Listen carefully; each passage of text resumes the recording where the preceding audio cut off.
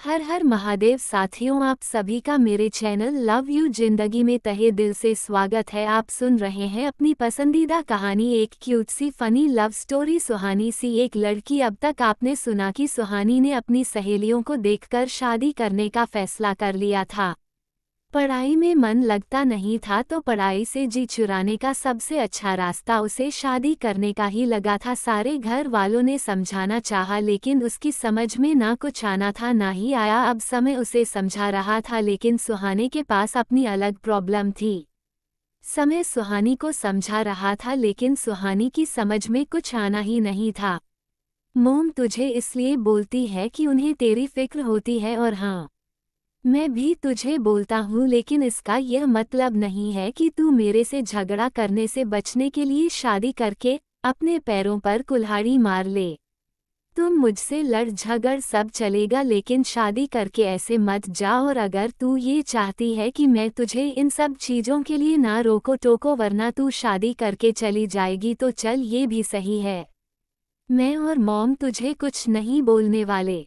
तू केवल अपनी पढ़ाई पर ध्यान लगा और जो कॉरेस्पॉन्डेंस कोर्स करना चाहती है वो कर ले, लेकिन यह शादी का भूत अपने दिमाग में पर से उतार दे। अभी फिलहाल में कम से कम 4 साल तक मैं तेरे मुंह से शादी की कोई बात नहीं सुनना चाहता हूँ। समय बोला। घर में सब सुहानी की जिद्दी तबीयत से वाकिफ है, इसलिए ऐसा कुछ भी नहीं कहना चाहते थे जिससे कि सुहानी और ज़्यादा जिद करें। उसकी बात मान लेने में ही भलाई थी, इसलिए समय ने इधर उधर घुमाकर सुहानी की बात भी मान ली थी और साथ में उसका ध्यान शादी पर से हटाना भी चाहा था, लेकिन सुहानी ने तो इस बार पूरी जिद पकड़ ली थी। मुझे किसी चीज़ से कोई मतलब नहीं है।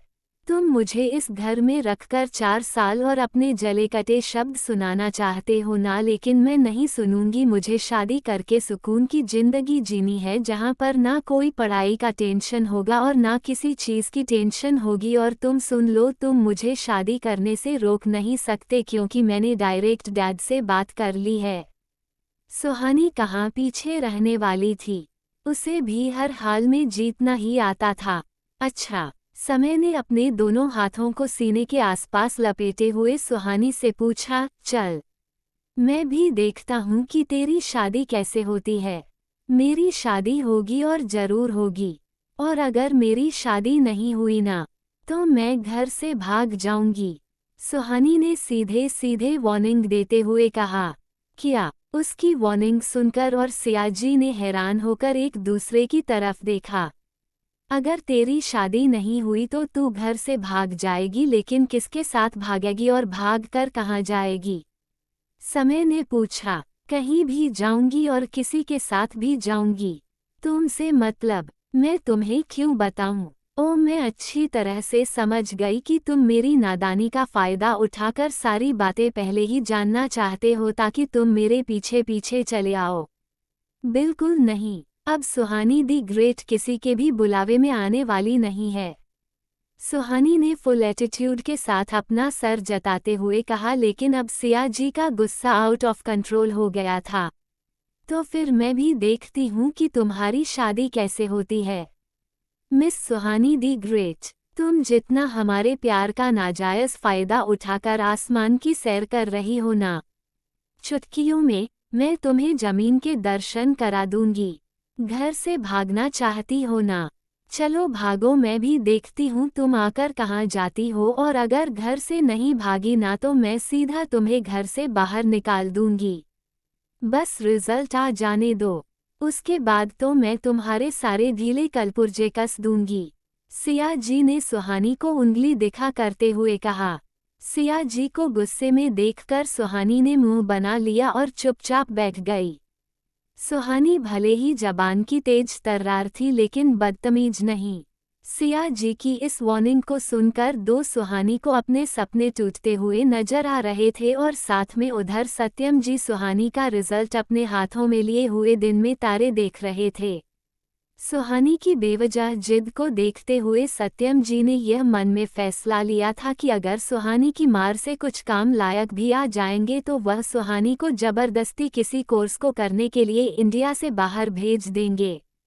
और अगर सुहानी ना जाना चाहेगी तो उसे घूमने फिरने ही के बहाने यहाँ से हटा देंगे ताकि कम से कम उसके दिमाग पर से फिलहाल यह शादी का भूत उतर जाए। ये तो उन्होंने अपने दिमाग में सोच रखा था, लेकिन सुहानी के दिमाग में क्या चल रहा था यह उन्हें अभी पता नहीं था। लेकिन आज सत्यम जी को जैसे ही पता चला कि यूनिवर्सिटी का रिजल्ट आ गया है, वह तुरंत ही वेबसाइट खोलकर बैठ गए। सुहानी के रोल नंबर से लेकर एडमिट कार्ड की कॉपी उनके पास थी। इस कारण सुहानी का रिजल्ट पता करते हुए उन्हें 2 सेकंड का भी टाइम नहीं लगा, लेकिन उसके बाद सत्यम जी की दुनिया हिलने लगी थी। उन्होंने अपना सर दोनों हाथों से थाम लिया। उन्हें तो रिजल्ट देखकर विश्वास ही नहीं हो रहा था कि यह सुहानी का रिजल्ट है। उनकी बेटी बहुत शानदार नंबरों के साथ यूनिवर्सिटी में पीछे से टॉप थी। हमेशा क्लास टेस्ट में अंडे और टमाटर पाने वाली सुहानी टीचर्स को ब्लैकमेल करके फुल मार्क्स ले लेती थी, लेकिन ये कॉलेज का इम्तिहान नहीं था। फाइनल ईयर की कॉपी यूनिवर्सिटी में चेक की जाती है और वहाँ पर इनको चेक करने वाले दूसरे प्रोफेसर होते हैं, और उन्होंने खूब शानदार नंबर, या फिर सुहानी की भाषा में कहें तो शानदार सड़े गले अंडे टमाटर जी भर के सुहानी की कॉपी में दे दिए थे। ऐसा कैसे हो सकता है? सत्यम जी को अभी भी विश्वास नहीं हो रहा था कि यह सुहानी का रिजल्ट है। उन्होंने दोबारा चेक किया, तीसरी बार भी चेक किया, लेकिन नतीजा वही था। अंत में वो उसी समय यूनिवर्सिटी ऑफिस चले गए उन्होंने तुरंत एग्जामिनेशन सुपरिटेंडेंट से कहकर सुहानी की कॉपी निकलवाई।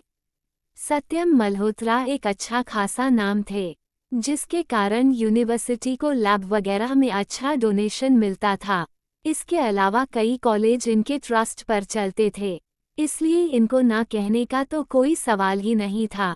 पर सत्यम जी पूरी कार्रवाई करते हुए सुहानी की कॉपी निकलवाई थी, क्योंकि इस बार उन्हें अपनी बेटी पर भरोसा था कि उनकी बेटी कुछ कराई होगी।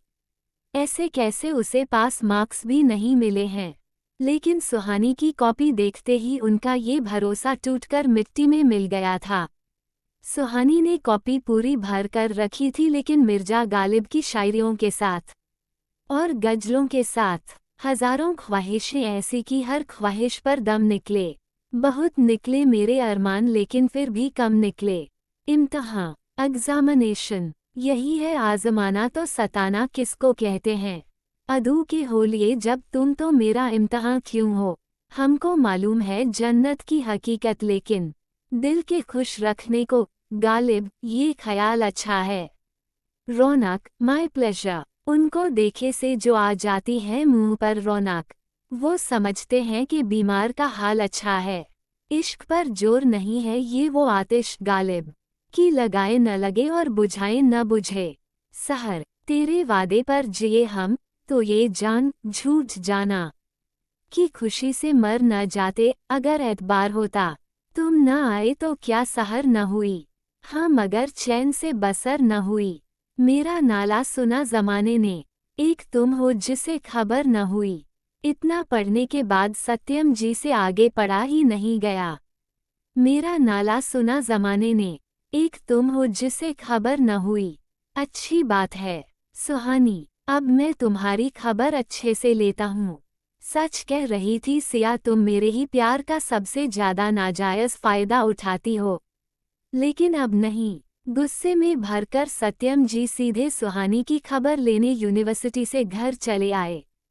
अब देखना ये था कि हमेशा सुहानी को प्यार करने वाले सत्यम जी किस तरह से सुहानी की खबर लेते हैं और सुहानी उनसे क्या कहती है। जो भी हो बहुत ही मज़ेदार होने वाला है। जानने के लिए बने रहे अगले भाग तक। तब तक के लिए वीडियो को लाइक और चैनल को सब्सक्राइब करना मत भूलिएगा। खुश रहिए, स्वस्थ रहिए, मस्त रहिए और यही यूट्यूब पर मिलते रहिए। मिलते हैं अगले भाग के साथ। हर हर महादेव।